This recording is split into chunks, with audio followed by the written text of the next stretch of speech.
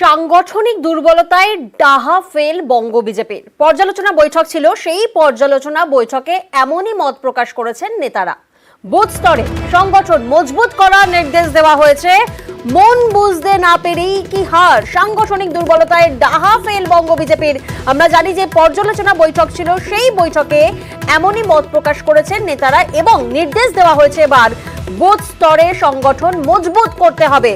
নিবিড় জনসংযোগের পক্ষে সওয়াল নেতৃত্বে।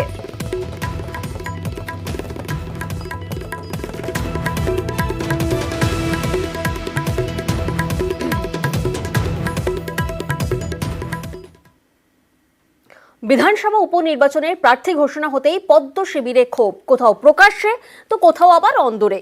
মানিকতলায় বিজেপি প্রার্থী করেছে কল্যাণ চৌবেকে। তিনি চৌবের সঙ্গে জুড়েছেন মায়ের পদবী ভট্টাচার্য। অনেকের ধারণা অবাঙালি তকমা যাতে কেউ সেটে দিতে না পারেন, তাই কল্যাণ চবে এবার কল্যাণ চবে ভট্টাচার্য।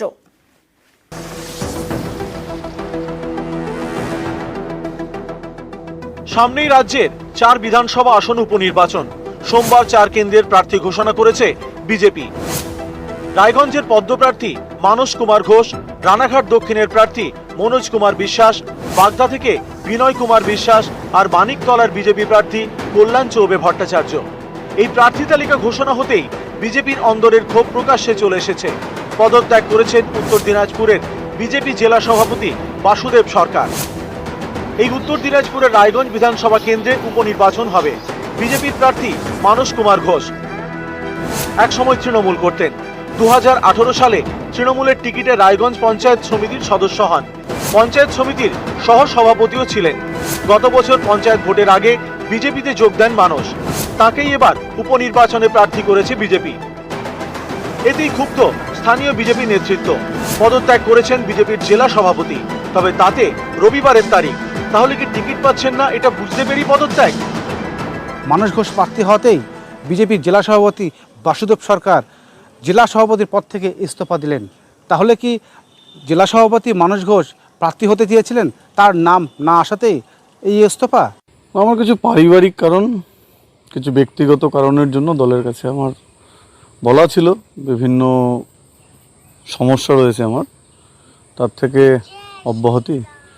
সেই অব্যাহতিপত্রটা দলকে আমি পাঠিয়েছি। বনগাঁর বাসিন্দা বিনয় বিশ্বাসকে বাগদার প্রার্থী করেছে বিজেপি। এই নিয়ে বাগদায় বিজেপির নেতা কর্মীদের একাংশ ক্ষুব্ধ। তাদের দাবি বাগদায় বাগদারি কাউকে প্রার্থী করতে হবে। 80 লক্ষ টাকা সে প্রার্থীপদ বিক্রয় হচ্ছে। শান্তনুর স্ত্রী হোক আর নিজের বোন হোক, সে যদি দুইজনের মধ্যে যেই জিতুক ঠাকুরবাড়ি এমএলএ যাবে, সেটা যেন আমরা মানিনি। এবার বাগদার থেকে যদি প্রার্থী দেয় তাহলে ওর বোন হেরে যাবে। এই কারণে বাইরের থেকে একটা প্রার্থী দিল যাতে শান্তনুর বোন জিতে যায়। বাগদায় কি করে বিজেপির প্রচার করতে কে আসে সেটা দেখে নেব। দল যাকে টিকিট দেবে তার হয়ে আমরা ময়দানে নামবো, তাকে জেতানোর চেষ্টা করব। সেখানে যদি 10 জন দাবিদার হয় বা 15 জন দাবিদার হয়, তো সেখানে দল যাকে ভালো বুঝেছে তাকে টিকিট দিয়েছে। বোন, মাসি, পিসি, ভাই ব্রাদার্স কোনো কিছু এগুলো ব্যাপার না। ভারতীয় জনতা পার্টি ভার্সেস টিএমসির ফাইট। আমাকে ভারতীয় জনতা পার্টিকে জেতাতে হবে। প্রার্থী নিয়ে খুব নদিয়াতেও। রানাঘাট দক্ষিণ বিধানসভা উপনির্বাচনে বিজেপির প্রার্থী মনোজ কুমার বিশ্বাস কৃষ্ণনগরের ঘূর্ণির বাসিন্দা। বিজেপির অন্দরেই অনেকের প্রশ্ন, রানাঘাট দক্ষিণ বিধানসভা কেন্দ্রে লড়াই করতে কৃষ্ণনগর থেকে কেন প্রার্থী আনতে হলো? রানাঘাটের কাউকে পাওয়া গেল না? আমরা পার্টির অনুগত সৈনিক। পার্টি যখন যে দায়িত্ব দেবে সেইভাবে সামলাবো। দল গণতান্ত্রিক উপায়ে যাকে সিদ্ধান্ত নেবে, যাকে প্রার্থী করবে, মেনে নেবে। সুতরাং আমি প্রার্থী হওয়াতে কারণ ক্ষোভ নেই আর কি, সবাই আনন্দিত। 21 এবং 24 দুই ভোটেই রায়গঞ্জ, বাগদা, রানাঘাটে টেক্কা দিয়েছে বিজেপি। একমাত্র মানিকতলা তৃণমূলের। সেখানে বিজেপি প্রার্থী কল্যাণ চৌবে। 21এও তিনি এই কেন্দ্র থেকেই লড়েন এবং হেরে যান। তবে এবার চমক আছে, কল্যাণ চৌবে এবার কল্যাণ চৌবে ভট্টাচার্য। আমি সম্পূর্ণরূপে মায়ের সাথে ইমোশনালি কানেক্ট হওয়ার জন্য এবং মায়ের স্মৃতি বহন করার জন্য বাবা মারা যাওয়ার পর মায়ের পদবীকে নেওয়ার আমি সিদ্ধান্ত নিই। এবং আমার মনে হয় আমরা যদি কেবলমাত্র বাবার পদবী না রেখে বাবা মা দুজনকেই যৌথভাবে রাখি, যুগ্মভাবে রাখি, হয়তো ভালো। সেই ক্ষেত্রে রাজনৈতিকভাবে কটাক্ষ করাটা আমার মনে হয় একটা নিম্নরুচির বিষয়।